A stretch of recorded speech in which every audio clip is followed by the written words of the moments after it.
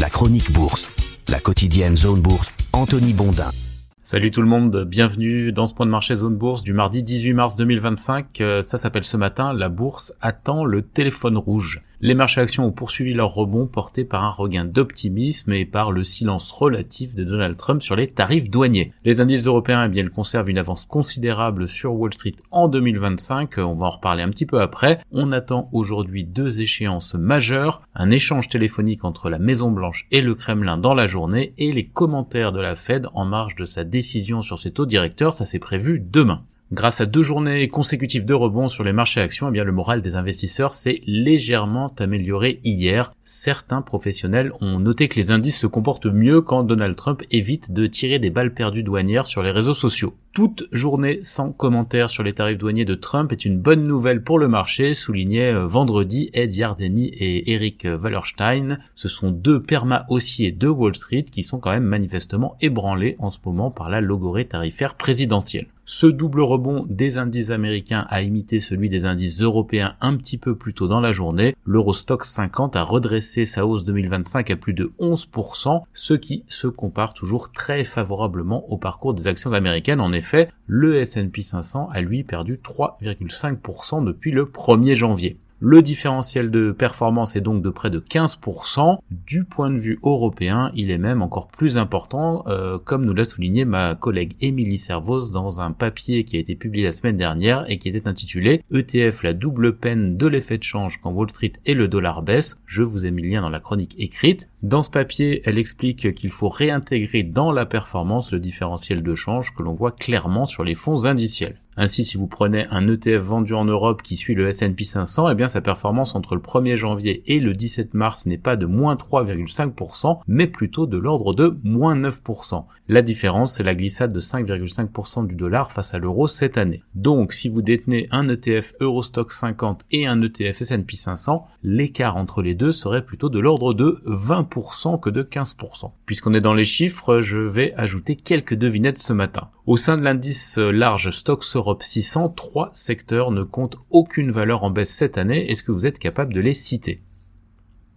Malheureusement, je ne peux pas vous laisser beaucoup de temps, mais je vais vous donner la réponse. Il s'agit de la banque, plus 26% au global en 2025 pour les 40 valeurs concernées, de l'assurance, plus 16% sur 26 valeurs, ainsi que des télécoms, plus 14,5% sur 14 valeurs. Alors là, évidemment, tout le monde aura été tenté de citer la défense, et moi le premier d'ailleurs, mais le secteur compte un vilain petit canard, c'est le britannique Melrose Industries qui a perdu 6% en 2025. Bon ok, c'est pas la première fois que la perfide Albion nous prive d'un grand chelem. Pour autant, la défense est le secteur le plus prolifique en moyenne, 43% de hausse en 2025, c'est considérable. Il y a 11 valeurs dans le secteur de la défense, donc il y en a 10 qui étaient en hausse depuis le 1er janvier. Du côté des secteurs les moins prolifiques, ils sont assez difficiles à identifier. Avec une baisse de près de 7%, ce sont les détaillants spécialisés qui ferment la marche. La photo baisse de plus de 9% d'Inditex, la maison mère de Zara, et de H&M, qui a perdu également 9%. On a aussi la présence de Kering dans cette catégorie. C'est assez bizarre parce que le groupe n'est pas rangé dans la branche textile et habillement comme les autres maisons de luxe. Kering a perdu aussi aux environs de 9% cette année, ce qui explique et qui renforce d'ailleurs la baisse de ce compartiment. L'autre secteur chahuté, c'est celui de la restauration et du divertissement qui accuse un retard de 6% en 2025. En l'occurrence, c'est le seul secteur dont 100% des composants baissent alors qu'ils exercent des métiers assez disparates. On y retrouve par exemple Compass et Sodexo qui font du pur service aux entreprises dans la restauration. On a aussi FDJ United, le nouveau nom de la Française des Jeux, Entain et Flutter qui sont dans les paris, ou les groupes hôteliers Accor et Whitbread, et même un vendeur de saucisses égaré-là, Greggs. Donc si quelqu'un a une idée pour expliquer pourquoi ce curieux attelage fait partie des laissés pour compte du début de l'année 2025, n'hésitez pas à m'écrire. Nous avons quelques intuitions, mais pas de certitude chez Zone Bourse. Pour revenir à des considérations plus générales, Wall Street attend donc de pied ferme les commentaires du patron de la Fed, Jerome Powell, sur la situation économique et monétaire. Le chef de la Banque centrale américaine interviendra demain soir pour commenter la décision de politique monétaire qui aura été rendue à 19h, horaire exceptionnel, l'Europe n'a pas encore changé d'heure alors que les États-Unis sont déjà passés à l'heure d'été. La décision ce sera probablement un statu quo, il n'y a guère de surprise là-dessus. Pour autant, les investisseurs, comme d'habitude, vont chercher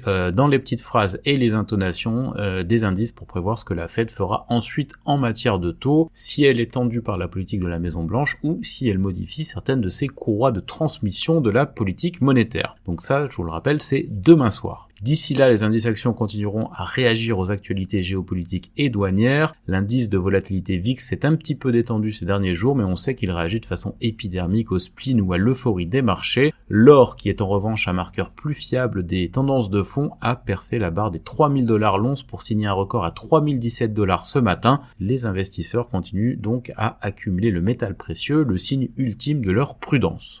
Dans le reste de l'actu, c'est le jour J pour le coup de fil entre Trump et Poutine au sujet de l'Ukraine. C'est une sorte de version moderne du téléphone rouge vieux de 60 ans, en référence au titre évidemment. Le président américain a parlé de partage des actifs en amont de la réunion pour bien faire comprendre que c'est la Maison-Blanche et le Kremlin qui vont négocier l'avenir du pays. Le bureau du président, qui a d'ailleurs confirmé hier que les droits de douane réciproques entreront en vigueur le 2 avril prochain, il a donc quand même été un petit peu question hier de barrières commerciales, mais sans déclaration enflammée, si bien que les marchés n'ont pas été frappés d'une nouvelle crise d'angoisse. Le rebond se prolonge aussi ce matin en Asie-Pacifique où l'on est en légère hausse en Corée du Sud, en Australie et en Chine continentale. Le Japon et l'Inde sont en progression de plus de 1%. Du côté de Taïwan, c'est plus 0,7%. C'est quand même Hong Kong qui reprend sa marche en avant de façon la plus spectaculaire. Le Hang Seng s'adjuge 2% sur un nouveau plus haut de 2 ans. Les indicateurs d'avance européens, ils sont légèrement haussiers pendant que les indicateurs avancés de Wall Street évoluent plutôt, eux, dans le rouge. Dans l'actualité des sociétés ce matin en France, d'abord, Technip Energies a refinancé son crédit renouvelable syndiqué. Bolloré a augmenté son dividende après une forte hausse de son bénéfice en 2024. Aéroport de Paris enregistre un trafic en hausse de 6,2% en février. Biomérieux a reçu l'autorisation de la FDA pour son Vitec Compact Pro. Interparfums a acquis la marque Goutal et Peugeot Invest a placé la moitié de ses parts dans SPI, c'est-à-dire 2,5% sur 5% à 38,80 € l'action, en récupérant ainsi près de 165 millions d'euros au passage. On a aussi des actus du côté de Nanobiotics, de Sherwood ou de Neovax, et les chiffres attendus aujourd'hui à System, Streamwide ou encore Deezer. Et en Europe, Glencore a fait une offre d'acquisition de la société canadienne de recyclage des batteries lithium Li-Cycle. Allianz a vendu 26% de ses parts dans ses co-entreprises indiennes pour 2,8 milliards $, et Julius Baer fait son entrée sur le marché italien. Audi, la filiale de Volkswagen, va supprimer 7500 emplois dans ses services support et développement d'ici à 2019. Leonardo en Italie approuve une nouvelle structure avec 2 directeurs généraux adjoints. Santander envisagerait de s'implanter aux États-Unis grâce à un partenariat avec Verizon selon les infos du Wall Street Journal, et Springer Nature prévoit une augmentation de ses revenus en 2025 grâce à la croissance de sa division Open Access. Le conseil de surveillance de ProSiebenSat a mis en suspens un accord potentiel qui pourrait donner à la société américaine de capital investissement General Atlantic une part minoritaire dans le radiodiffuseur. Ensuite, on a eu des chiffres du côté d'Aegean Airlines, plus des infos pour DKSH, Nestlé USA, BioArctic, NOS ou encore Triton qui prendrait une participation dans l'entreprise de recyclage Befesa. Les principales publications du jour en Europe, Fraport, Springer Nature, Tod's, Travis Perkins, Brembo ou encore Computa Center.